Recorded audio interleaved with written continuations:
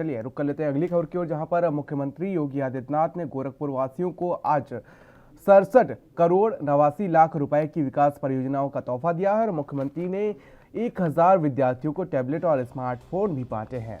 इनमें से करीब 10 बच्चों को मुख्यमंत्री के हाथों टैबलेट स्मार्टफोन पाने का मौका मिला है और बाकी विद्यार्थियों को विभागीय अफसर कर्मचारियों की ओर से टैबलेट स्मार्टफोन वितरित किए गए हैं। और इस मौके पर सीएम योगी आदित्यनाथ ने कहा कि हम छात्र छात्राओं को स्मार्टफोन और टैबलेट उपलब्ध करा रहे हैं। बहुत सारे गरीब बच्चों के माँ बाप को टैबलेट और स्मार्टफोन का खर्चा उठाने का संकट आ रहा था और सरकार डिजिटल एक्सेस के तहत टैबलेट स्मार्टफोन चलाने का खर्च उन बच्चों को उपलब्ध कराएगी। वहीं गोरखपुर में यूपी के पहले state institute of hotel management की नींव रखी जाएगी और इसका भी सीएम ने ऐलान किया है।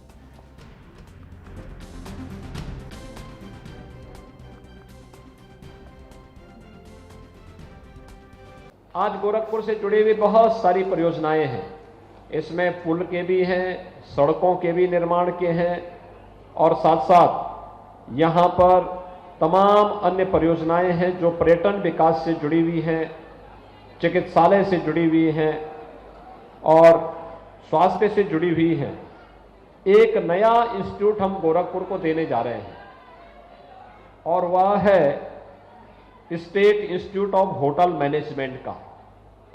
होटल मैनेजमेंट का एक नया इंस्टीट्यूट हम गोरखपुर को दे रहे हैं जिसकी लागत 16 करोड़ रुपए है और इसकी स्थापना गोरखपुर में गीड़ा में की जाएगी, जहां पर हम लोगों ने जमीन इसके लिए दे दी है, इसको सैंक्शन कर दिया है और बहुत शीघ्र अगले सत्र से हम लोगों का प्रयास होगा कि इस institute of hotel management, state institute of hotel management SIHM की स्थापना के साथ यहाँ पर यहाँ के लोगों को जो उससे जुड़े हुए स्पेसिफिक कोर्स होंगे उसको उस पाठ्यक्रम के साथ जुड़ने और युवाओं को अपना सुनहरा भविष्य आगे बढ़ाने का भी एक अवसर प्राप्त होगा। यहाँ पर उन सभी छात्र छात्राओं के लिए ये टैबलेट और स्मार्टफोन उन्हें उपलब्ध करवाएंगे। इसमें 2 प्रकार की सुविधाएं हम अतिरिक्त देने जा रहे हैं। एक, ये टैबलेट और स्मार्टफोन जो हम लोग देंगे, ये टैबलेट और स्मार्टफोन में केवल टैबलेट और स्मार्टफोन उपलब्ध नहीं होगा। बहुत सारे गरीब बच्चे ऐसे होंगे जिनके माँ बाप इसका खर्चा उठाने में हो सकता है उनके सामने संकट हो और इसलिए सरकार ने तय किया है कि टैबलेट के साथ साथ डिजिटल एक्सेस यानी जितना उसका खर्चा आता है उस खर्चे को भी सरकार उन बच्चों को उपलब्ध करवाने का कार्य करेगी। दूसरा, सरकार ने यह भी तय किया है अच्छा कंटेंट हम इसके साथ जोड़ करके इन बच्चों को उपलब्ध करवाएंगे। अपने संसदीय क्षेत्र में रहे और लगातार जिस तरीके से परियोजनाओं का शिलान्यास किया है और तोहफे दिए गए हैं तो साफ नजर आता है कि यूपी में कहीं ना कहीं चुनावी माहौल बनाया जा रहा है।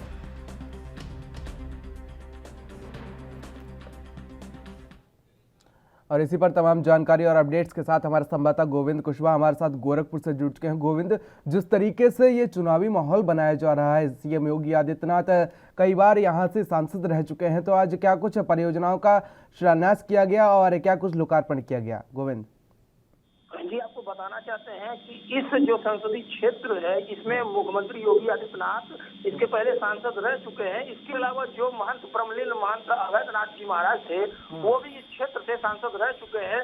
तो ये जो संसदीय क्षेत्र है ये मठ का पुराना नाता है।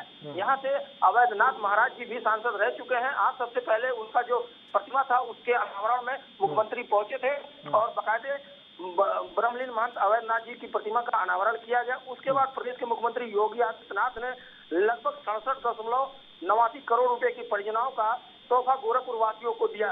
इसके साथ ही वो जो पढ़ाई लिखाई में जो अव्वल बच्चे थे उनमें 1000 विद्यार्थियों को टैबलेट और स्मार्टफोन का वितरण किया गया, जिसमें 10 बच्चे ऐसे थे जिन्हें उन्होंने अपने हाथों से ये वितरण कार्यक्रम किया और उनका उत्साहवर्धन किया।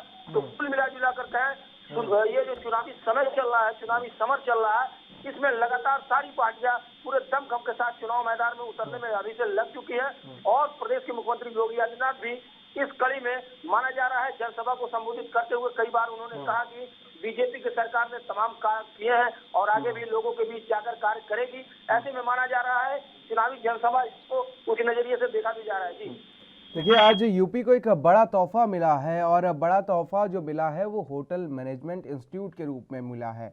और यूपी के अधिकांश छात्र जो है इसके लिए शिक्षा ग्रहण करने के लिए बाहर जाते हैं, या तो वो दिल्ली जाते हैं या वो बेंगलोर जाते हैं, लेकिन अब इसकी शुरुआत गोरखपुर में हो गई है। तो इसको लेकर क्या कुछ अपडेट है गोविंद?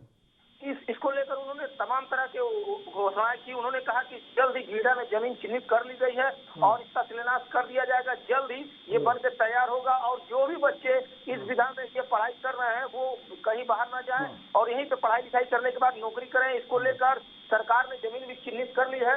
तो वहाँ पे जो भी मौजूद वहाँ बच्चे थे और जो भी विद्यार्थी थे, एक तरह से माना जाए पूरी उत्साह में लवरेज थे। उनको ये माना जा रहा था कि वो पढ़ाई करने के लिए उत्तर प्रदेश से बाहर जाते हैं, नौकरी करने के लिए उत्तर प्रदेश से बाहर जाते हैं, तो अब उनको पूरी सुविधाएं गोरखपुर में मिलेंगी। इसको देखते हुए माना जा रहा है जो छात्र वर्ग है वो बड़ी संख्या में बीजेपी के दिखने जा रहा है। जी देखिए, एक बात तो साफ है, क्योंकि प्रदेश में चुनावी माहौल है, तो ऐसे में युवा वोटरों को साधने की पूरी कोशिश की जा रही है। करीब 45% जो वोट रेट है वो 18 से 40 वर्ष का है। तो ऐसे में युवा वोटरों को साधने की पूरी कोशिश की जा रही, चाहे वो लैपटॉप, चाहे वो टैबलेट बांटे गए हों, या चाहे वो होटल मैनेजमेंट इंस्टीट्यूट की बात की जा रही हो। तो ऐसे में जो बीजेपी सरकार है किस तरीके से युवा वोटरों को साधने की कोशिश कर रही है गोविंद? देखिए, मैं बताना चाहता हूँ उत्तर प्रदेश में जो विधानसभा चुनाव है इसमें अहम भूमिका युवा वर्ग निभाएगा। इसको देखते हुए सभी पार्टियां युवा वर्ग को अपने तरफ साधने में जुटी हुई है। पिछली सरकारों में जब प्रदेश के मुख्यमंत्री अखिलेश यादव हुआ करते थे तो उन्होंने स्मार्टफोन और लैपटॉप बच्चों विद्यार्थियों में बांटा था और माना जा रहा था कि योगी आदित्यनाथ भी इससे कहीं पीछे नहीं रहेंगे। इसको देखते हुए युवाओं को, छात्राओं को लुभाने के लिए वो पूरी तरीके से ये हथकंडा माना जा रहा है। जी शुक्रिया गोविंद तमाम जानकारी और अपडेट्स के लिए। तो आपको बता दें कि सीएम योगी आदित्यनाथ जो थे आज गोरखपुर में रहे और कई बार यहाँ से वो सांसद रह चुके हैं और आज उन्होंने 67 करोड़ और 89 लाख करोड़ की परियोजनाओं का शिलान्यास और लोकार्पण किया है।